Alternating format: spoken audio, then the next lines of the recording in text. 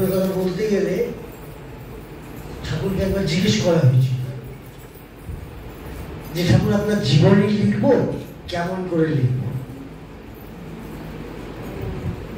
তো ঠাকুর বলছেন যে আমি যা বলি, আমি যা করি, তাই আমার জীবন।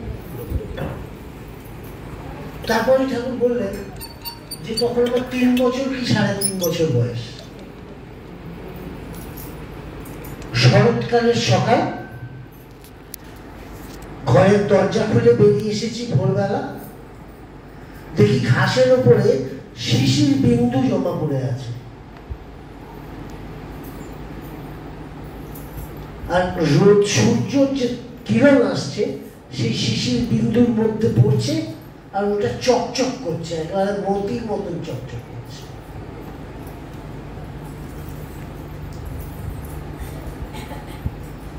তখন আমার দেখে মনে হলো যে একটা শিশির বিন্দু ঘাসের উপরে যে আছে, সে যদি এত বড় সূর্যটাকে ধরে রাখতে পারে, তাহলে আমি মানুষ কি পারি?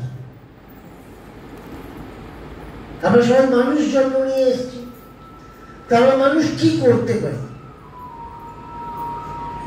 আর এই জন্য ঠাকুর এলেন, ঠাকুর দেখিয়ে দিলেন যে একটা মানুষ কি করতে পারে, তার জীবনকালে তিনি কি করতে পারেন তিনি দেখিয়ে দিলেন যে একটা মানুষ এই এই করতে পারে। আর এই জন্যই তার আশা যে আমরা প্রত্যেকে ওই তার মতন হয়ে উঠি। তার জন্য তিনি বললেন যে তোমার ভেতরের ঠাকুরত্ব না যাবে, কেউ তোমার ঠাকুর না, কেন্দ্র না। আমাদের যা কিছু করা সব আমার ভেতরের ঠাকুরত্বকে জাগিয়ে তোলার জন্য।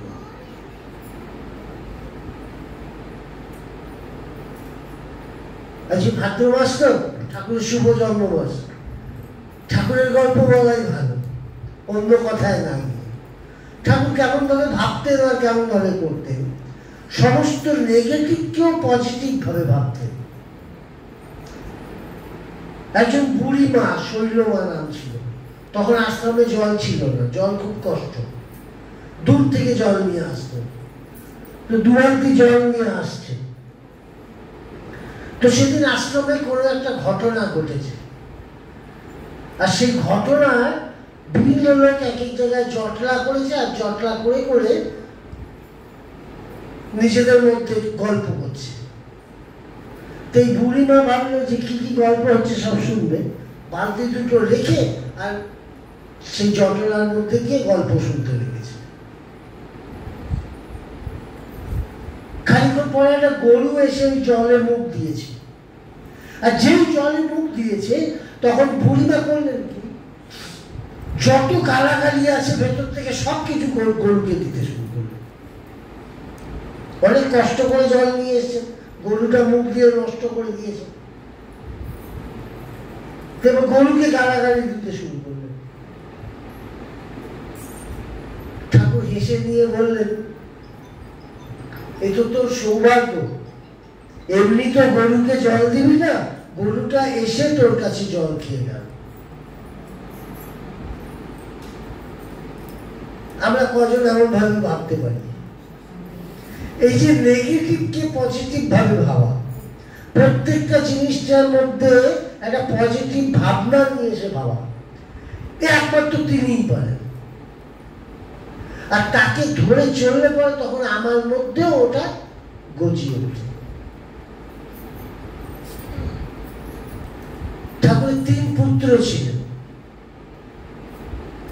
অমরেন্দ্রনাথ চক্রবর্তী, বিবেকরঞ্জন চক্রবর্তী আর প্রচেতারঞ্জন চক্রবর্তী। প্রচেতারঞ্জন চক্রবর্তী না ডাক নাম ছিল কাজলদা। তো এই কাজলদা একটা কুকুর পুষতেন, তার নাম ছিল জ্যাকি। যখন কাজলদা আসতেন ওই জ্যাকিকে নিয়ে আসতেন, অ্যালসেশিয়ান কুকুর ছিল। তো ঠাকুরবাড়ির মধ্যে অনেক স্ট্রিট ডগও ছিল। তো স্ট্রিট ডগগুলো ওই জ্যাকিকে দেখলে পরে ভীষণ হিংসা করত, আর খুব জোর চিৎকার চেঁচামেচি শুরু করত। ও পোষা কুকুর, পোষা কুকুর তো যেখানে খুশি যেতে পারে, জ্যাকি সব জায়গায় যেতে পারে, কিন্তু স্ট্রিট ডগগুলোর একটা জায়গা আছে, সেই পর্যন্তই যায়, তারপরে আর যায় না।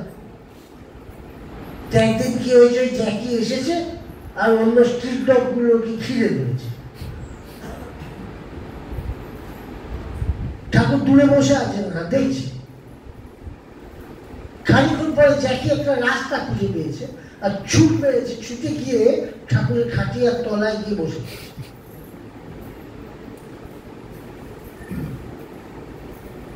ঠাকুর হো করে হাসলেন আর একটাই কথা বললেন, একটা কুকুরও জানে তার নিরাপদ স্থান কোনটা। একটা কুকুরও জানে তার নিরাপদ স্থান কোনটা।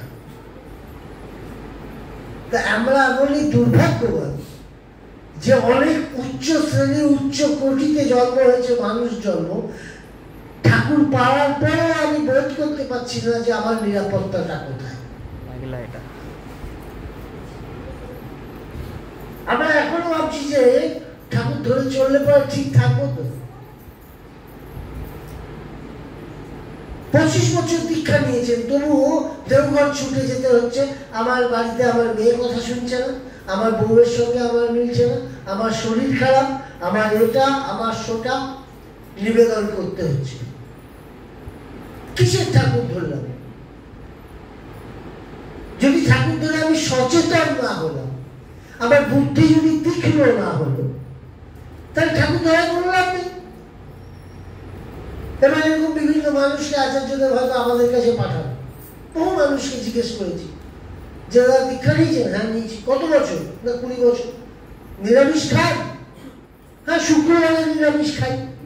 তখন মনে হয় যে তারা শুক্রবারের মতন ভালো থাকে। কারণ ঠাকুর তো কোথাও বলেন শুক্রবারে নিরামিষ খেতে।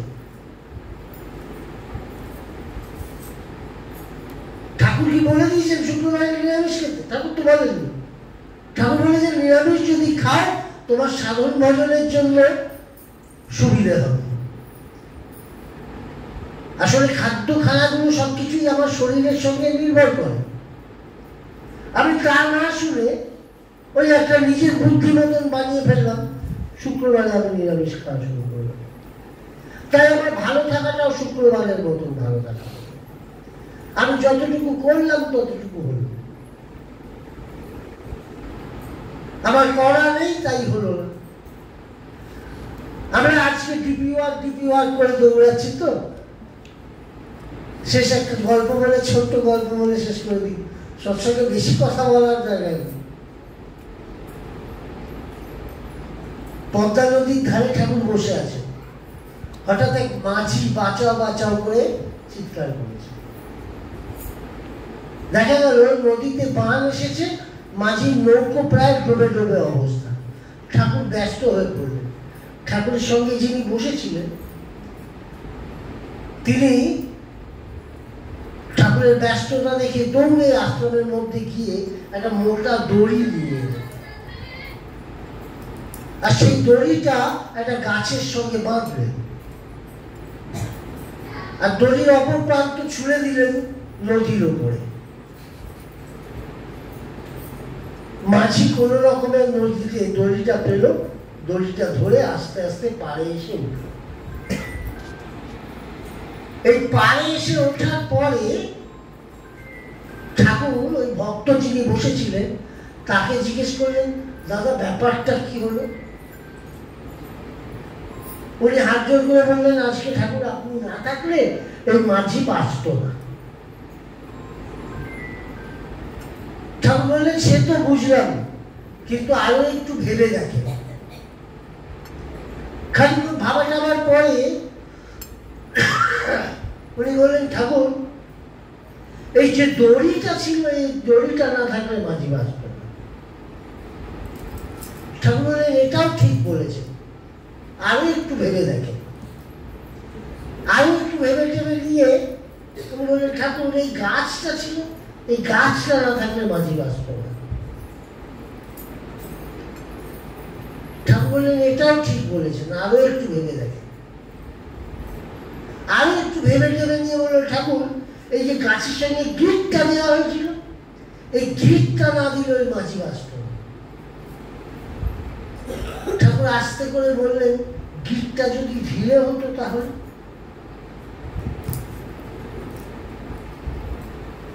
গিটটা ঢিলে হলে কি হতো? মাঝি উপাস থেকে টান মারতো, দড়ি খুলে চলে যেত, মাঝি আসতো। তো ঠাকুর বললেন গিটটা যদি ঢিলে হতো। তা আমাদের অবস্থা তাই হয়েছে। সত্যানুসরণে ঠাকুর বলছেন যে অন্ধ হওয়া দুর্ভাগ্য, কিন্তু যষ্টিচ্যুত হওয়া আরো দুর্ভাগ্য। যে অন্ধ সে তো চোখে দেখতে পায় না, দুর্ভাগ্য। কিন্তু আমি অন্ধ হওয়ার পরে যষ্টি পেলাম। কি পেলাম? ঠাকুরের নাম পেলাম, ঠাকুরের দেওয়া বিধিবিধান পেলাম। সেই বিধিবিধান নিয়ে আমি ঠিক মতো চললাম না। আমার চেয়ে দুর্ভাগ্যবান আর কেউ হবে না। মুখে বলি ঠাকুর তোমায় ভালোবাসি। একজন গিয়ে জিজ্ঞেস করলেন ঠাকুরকে এই ভালোবাসার কথা। ঠাকুর বললেন ভালোবাসা 3 রকমের হয়। একটা হলো প্যাশনেট লাভ, একটা হলো প্যাশন কম্প্রোমাইজিং লাভ, আর একটা হলো প্যাশন প্রভোকিং লাভ। প্যাশনেট লাভটা কি? আমি আমার মতন করে তোমাকে ভালোবাসি, আমি যেমন ভাবে চাই তেমন ভাবে তোমাকে ভালোবাসি। আর প্যাশন কম্প্রোমাইজিং লাভ, আমারটাও থাকলো আর তোমারটাও থাকলো, মাঝখানে একটা রাস্তা খুঁজে বার করো। আর প্যাশন প্রভোকিং লাভ হলো ওই মা যেমন তার ছেলেকে ভালোবাসে, তা হলো প্যাশন প্রভোকিং। যে ছেলের কিসে ভালো হবে একমাত্র সেইটা হওয়া। আমার ভালো লাগার ব্যাপার নেই। ঠাকুরকে ভালোবাসতে হলে সেই প্যাশনকে প্রভোগ করতে হয়। আমার ভালো লাগার ব্যাপার নেই, তুমি কিসে ভালো থাকো। পুজোর দাদা একদিন এলেন কনফারেন্সে, এসে 2005 সালে সে বসেই বললেন যে আমরা ঠাকুর চান আমরা সবাই ভালো থাকি। একমাত্র ঠাকুরের চাওয়া এটাই, আমরা ভালো থাকি। আর তার জন্য যা কিছু সবকিছু ঠাকুরের দেওয়া। এবার তাহলে আমাদের ভাবার সময় এসেছে যে আমরা ভালো থাকতে চাই কি।